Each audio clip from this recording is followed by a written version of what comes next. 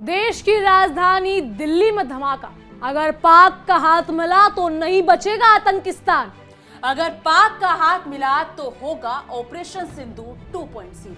नमस्कार, आप देख रहे हैं इंडिया डेली का डिजिटल प्लेटफॉर्म और आपके साथ मैं हूं जिया कौशिक और मैं हूं आपके साथ तानिया त्यागी। दिल्ली के लाल किले के पास सोमवार शाम उस भयानक विस्फोट ने न सिर्फ राजधानी की फिजा हिला दी बल्कि देश भर की सुरक्षा नीतियों पर भी सवाल खड़े कर दिए। घटना की तस्वीर और सीसीटीवी फुटेज जो सामने आए वो राजनीतिक गंभीरता और प्रशासनिक जवाबदेही की मांग करते हैं। फिलहाल इस विस्फोट पर जांच चल रही है और जनता का पूरा अधिकार है कि जांच एजेंसियों की इस रिपोर्ट पर क्या आता है ये जानने का। राजनीतिक नेतृत्व के लिए ये क्षण केवल संकल्प का नहीं बल्कि ठोस कदम उठाने का भी है। बिल्कुल, हमारी प्राथमिकता पीड़ितों के लिए समुचित चिकित्सा सहायता और घबराहट कम करना होना चाहिए। एक राजनीतिक परिप्रेक्ष्य में ये सवाल व्यापक चिंताएं भी जगा रहा है। प्रारंभिक जानकारी के मुताबिक घटना स्थल पर धीमी चाल से खड़ी हुई एक Hyundai i20 कार विस्फोट का केंद्र थी और इसी विस्फोट में कई वाहन और लोग प्रभावित हुए। सरकार ने जांच एजेंसियों एनएसजी, एनआईए और एफएसएल को तत्परता के साथ तैनात किया है और गृह मंत्री ने भी मौके का दौरा कर जांच के निर्देश दिए हैं। राजनीतिक बहस इस बात पर केंद्रित होगी कि क्या खुफिया सूचना समय पर साझा की गई और क्या प्रक्रियागत कमियां रही।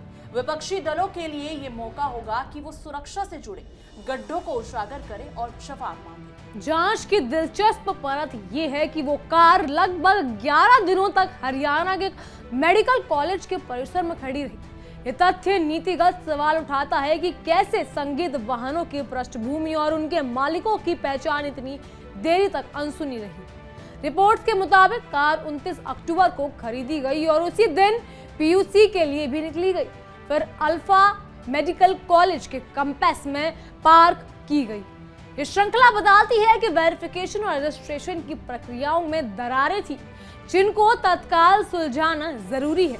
राजनीतिक तौर पर ये राज्य और केंद्र के बीच जवाबदेही के दावों को चुनौती देता है, लेकिन इस मसले पर सरकार को जनहित में स्पष्ट और ठोस उत्तर देना होगा, क्योंकि अगर इसमें पाक का हाथ मिलता है तो उसकी जवाबदेही तो सीमा पार ही होगी। जांच एजेंसियों ने बताया कि इस पूरे मामले पर कुछ संदिग्ध कड़ियों का हाथ पकड़ा गया है।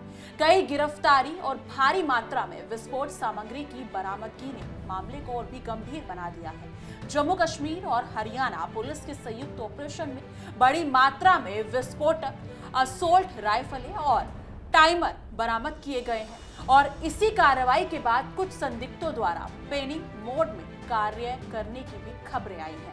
राजनीतिक रूप से ये दिखता है कि गृह सुरक्षा में इंटेलिजेंस एक्शन के बीच तालमेल पर सवाल उठ सकते हैं। जनता के लिए महत्वपूर्ण है कि दोनों तरफ के दावों की जांच निष्पक्ष तरीके से हो और ये देखना भी काफी अहम होगा कि इन जांच के बाद क्या रिपोर्ट सामने आती है। बिल्कुल, क्योंकि देखिए जांच यहाँ हो रही है, धमाका यहाँ हुआ है, लेकिन खलबली हलचल पाकिस्तान में बढ़ चुकी है। बिल्कुल, जैसे कि अभी हाल ही में भी देखा जा सकता है कि दिल्ली ब्लास्ट के बाद इस्लामाबाद में ब्लास्ट हुआ है और पाकिस्तान के प्रधानमंत्री शहबाज शरीफ कह रहे हैं कि इसमें भारत का हाथ है। बिल्कुल, वो तो खैर दोहरी नीति है तान्या, हर जगह, क्योंकि टीटीपी ने ये कबूल कर लिया है कि इस्लामाबाद में जो धमाका हुआ वो टीटीपी ने करवाया, लेकिन इस्लामाबाद के जो प्रधानमंत्री, हम कहें पाकिस्तान के जो प्रधानमंत्री हैं, वो कह रही हैं कि भारत ने करा है। हर चीज का ठेका भारत पे फोड़ने का ठेका ले रखा है शहबाज शरीफ ने, लेकिन उन्हें कौन समझाए कि उन्हीं के पनाह दिए हुए आतंकी अब उन्हीं पे वार कर रहे हैं। बहरहाल सीसीटीवी फुटेज और मोबाइल फुटेज ने इस दिल्ली ब्लास्ट घटनाक्रम को काफी हद तक रेखांकित किया है। कार का कॉलेज परिसर से बाहर निकल जाना, बाद में दिल्ली के कैनॉट प्लेस और मयूर विहार में दिखाई देना और अंत में चांदनी चौक के सुनहरी मस्जिद पार्किंग में लंबे समय तक खड़ी रहना, ये सारी जानकारियां जांच के लिए कीमती सुराग है। इन फुटेज का राजनीतिक महत्व इसीलिए है क्योंकि ये बताती है कि विस्फोट से पहले क्या क्या गतिविधियां हुई और सुरक्षा एजेंसियों ने किस तरह संवेदनशील इलाकों की निगरानी की। यदि इन तथ्यों पर जवाबदेही स्पष्ट नहीं दी गई तो राजनीतिक असंतोष बढ़ेगा। सरकार को इन वीडियोस की उपयुक्त पारदर्शिता के साथ जनता को सूचित करना होगा ताकि अफवाहों का दायरा सीमित रहे। लेकिन सरकार ये भी जानती है और जनता भी ये जानती है कि अगर पाकिस्तान का हाथ मिला तो सरहद पार हलचलें और बढ़ेंगी, क्योंकि आसिम मुनीर जो अभी सीडीएस बने हैं उनमें हलचलें होना, खलबली होना और सीडीएस बनने के बाद भारत का मुंह तोड़ जवाब मिलना उनके लिए बेहद शर्मनाक हो सकता है। बिल्कुल, सरकारी बयान इस बात की अहमति को रेखांकित करते हैं कि जांच में सभी पहलुओं की तहकीकात की जा रही है। गृह मंत्री ने स्पष्ट किया है कि एनएसजी, एनआईए और एफएसएल की टीमें मौके पर है और सीसीटीवी सहित सभी संदिग्धों की जांच की जा रही है। राजनीतिक दृष्टि से ये बयान सार्वजनिक भरोसा बनाए रखने के लिए जरूरी है, पर अब वास्तविक चुनौती निष्पक्ष रिपोर्ट और समयबद्ध प्रस्तुति की है। यदि जांच परिणाम देरी से आते हैं या अधूरे संदिग्ध निष्कर्ष सामने आते हैं तो विपक्ष और मीडिया में तूफान खड़ा हो सकता है। इसलिए सरकार के सामने पारदर्शिता और तेजी दोनों की आवश्यकता है ताकि देशवासी तथ्यों के आधार पर निर्णय और प्रतिक्रिया देख सके। बिल्कुल, कई चिकित्सा संस्थानों और संगठनों ने रक्तदान और तीव्रता की चिकित्सा अवस्था की अपील की। नागरिकता का सकारात्मक पहलू है, पर राजनीतिक नजरिए से ये भी दिखाता है कि स्थानीय प्रशासनिक मशीनरी कितनी तत्पर थी। अस्पतालों के लिए विशेष गलियारे बनाए गए और घायल लोगों का उपचार सुनिश्चित करने के लिए कई प्रोटोकॉल सक्रिय किए गए, जिसपे प्रशासन की तत्कालीन प्रक्रिया का आकलन किया जा सके। नीति और निर्माताओं के लिए ये समय है कि आपातकालीन चिकित्सा तैयारी और नागरिक सुरक्षा पर दीर्घकालिक नीतियां सख्त रख सके। जनता यही देखना चाहेगी कि उनकी सरकार इस बार पाकिस्तान को कैसा मुंह तोड़ जवाब देती है, क्योंकि पहलगाम में हुए आतंकी हमले के बाद रातों रात ऑपरेशन सिंदूर को अंजाम दिया गया और जब तक पाकिस्तानी सोकर उठे या ऐसा कहें कि भारतीयों ने उनकी नींद उड़ा दी थी। बिल्कुल, जांच के शुरुआती स्रोतों ने यह भी कहा है कि विस्फोट संभवित आकस्मिक था। आईईडी के असंतुलित या गलत असेंबली के कारण अप्रत्याशित ढंग से विस्फोट होना इसकी एक संभावना है और यही तथ्य राजनीतिक बहस को जटिल बनाता है। अगर विस्फोट आकस्मिक निकला तो सुरक्षा व्यवस्थाओं और हिंसा की प्रकृति के बारे में अलग तरह के सवाल उठेंगे। अन्यथा अगर ये सुनियोजित निकला तो देश के अंदर और बाहर पैदा होने वाली अस्थिरता के लिए व्यापक मायने होंगे।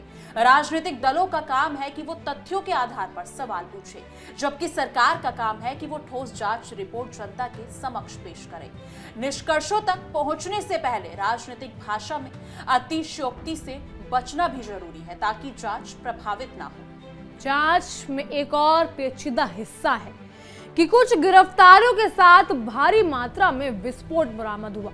देखिए, जांच एजेंसियां सक्रिय थी और एक एक करके एक एक बंदा पकड़ा जा रहा था और इसी के चलते डॉक्टर उमर नबी, जो इस दिल्ली ब्लास्ट का मुख्य आरोपी या कहे हम मुख्य आतंकवादी था, उसे भनक लग गई कि उसकी गिरफ्तारी भी जल्द हो सकती है। और भारतीय एजेंसियों की सक्रियता को कौन नहीं जानता। इतना जल्दी अगर ये मामला सुलझ जाता तो डॉक्टर उमर नबी भी पकड़ा जाता। इसीलिए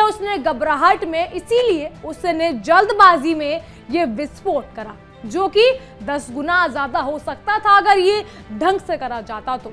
लेकिन अब उसने ये विस्फोट जल्दबाजी में करा और आसपास का इलाका पूरी तरह से दहल उठा। रिपोर्ट में 3000 किलोग्राम तक के केमिकल्स का जिक्र है और कुछ जगहों पर एमोनियम नाइट्रेट की बड़ी खेप भी मिली है। ऐसी खोजें बताती है कि सक्रिय नेटवर्क की संभावना को नकारा नहीं जा सकता और इसीलिए सुरक्षा एजेंसियों की राष्ट्रीय और अंतर्राष्ट्रीय कड़ी जांच की आवश्यकता और अधिक बढ़ जाती है। राजनीतिक मायने में ये सरकार के लिए चुनौती जरूर है, लेकिन सरकार को पता है कि अगर पाकिस्तान का हाथ मिला तो इसका जवाब कैसे देना है। साथ ही अंतर्राष्ट्रीय साझेदारी और सूचना विनिमय की भूमिका को भी मजबूत करना होगा।